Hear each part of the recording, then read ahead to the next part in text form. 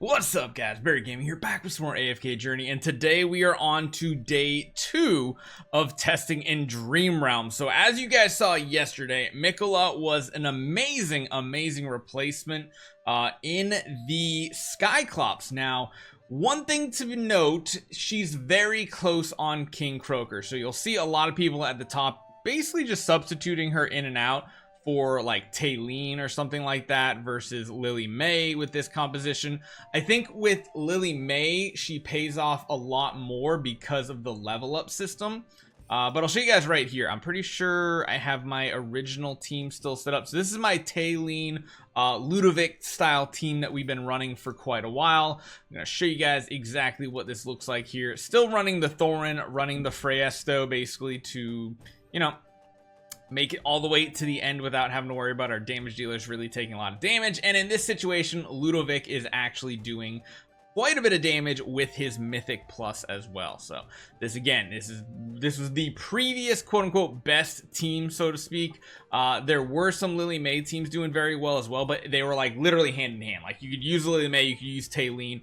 They were almost identical. Now, however, some people are getting better results with Mikola running Lily May instead of Mikola with Taylene. So we're gonna try all of those combinations out here today and see which one is best. So 46 billion, not bad, not amazing either, not enough to get me in my usual rank or anything like that. 46 for, yeah, that's pretty much about the same what I did last night. So we can use some of these other teams here. So let's see, because just because the top damage dealer is using a different composition doesn't mean it's necessarily the best. We're basically using the same layout, and of course we have this field here from the Mikola. So let's see how this goes with the Lily May.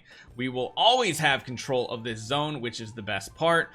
Healing should never be an issue on this one either, which is really awesome to see, and I think we might see a better damage result because of it. Let's see exactly how this goes. Already getting close to 40 billion right here. This is looking pretty spicy here. 40 seconds left. Let's see what our damage ends up being towards the end. Thorin finally went down right there.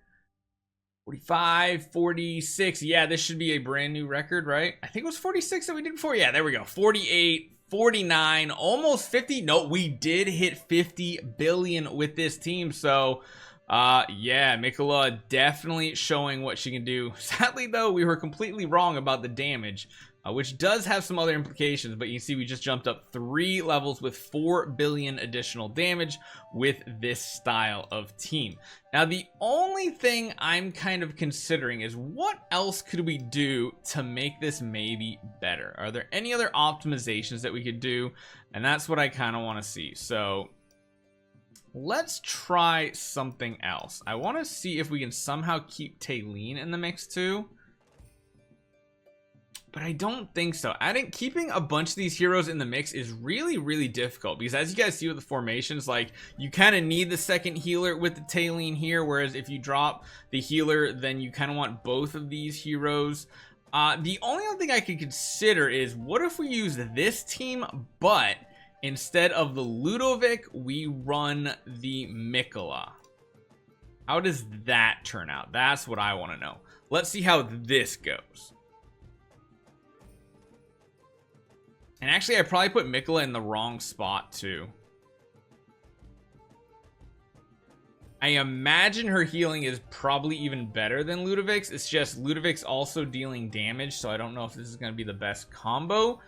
However, we are getting some good damage output as well. I mean, the only other thing I could think is like maybe dropping like Freyasto for Lily May in this type of team as well, to see how that would turn out.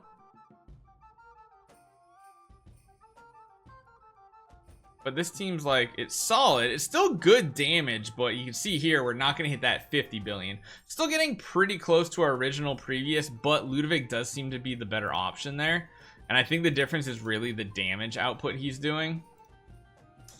I kind of want to try to do some sort of team like this, but man, the support from the Freyasto is just so good in these situations. The only other thing I could think is maybe dropping Smokey. But again, Smokey has that buff as well.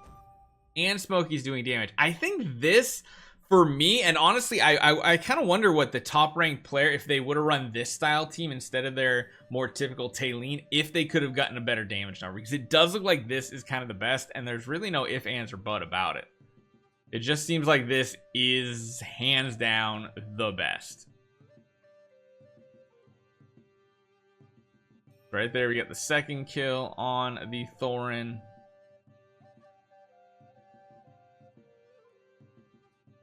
There's the Thorn going down with the final hit.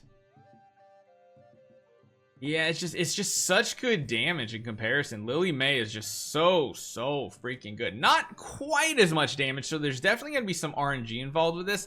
I wonder if we mess around with some placements if we can get a better score, to be honest. Because again, I really like this team over the man, it's weird to say that I'm not wanting to use Taylene now. I want to change up the positioning just a little bit. So I want to do something more like, I want to do this. This is actually what I want to do. And we don't have anybody linked up, and we need someone linked up. I guess we could link up Mikola in this position. In that situation, I guess we could do something like this. Or I guess we could do this. Let's see what happens. This way, the illusion takes the first death, and Thorn will live to the end. We've traditionally seen this not working as good, though, with the illusion going down first. But we'll see. In 5 seconds, the illusion should die here, and then the next target should be the Thorin. As long as I position them properly, which I think I did. Yeah, there we go. So Thorn took another hit right there. Thorn will take another one in another 15 seconds, but he will remain alive till the end of battle, because right here he takes that death right there. He comes back one more time. 40 billion, 20 seconds left. Can we do 10 billion more with this setup? It does not look like it. Yeah, and for some reason, this type of setup, it never ends up netting us a better result. Just never. It's always better to just have the Thorin die towards the end of battle. Like, every single time, it just seems like it's always better than that. So, yeah, I think honestly, this team just feels so much better. Honestly, even this positioning doesn't really matter as much either. The important part, I guess, is... Whoa, wait, actually, you know what? Hold on. Putting you over here and maybe... Where's Mikola? Nope, you're not Mikola. Putting Mikola behind the main body that has more energy generation, that could net us a better result.